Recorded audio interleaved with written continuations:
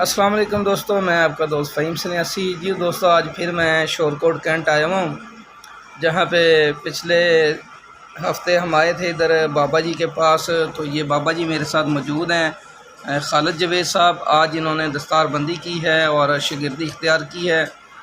तो ये बेशक तो इनका कोई हिकमत से ताल्लुक़ नहीं है, लेकिन सन्यासियों से वास्ता रहा है और माशाल्लाह से माहिर कुश्ता साज हैं और पुराने सन्यासी भी हैं।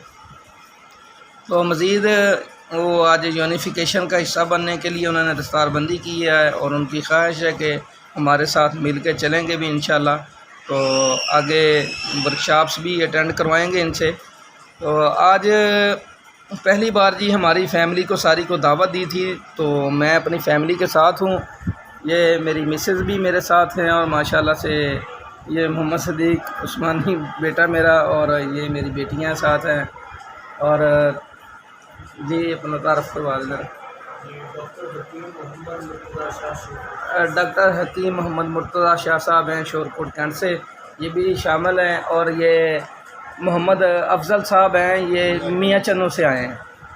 तो ये स्पेशली मुलाकात करने के लिए आए थे इधर। तो माशाल्लाह से जी दस्तारबंदी हो गई है इधर।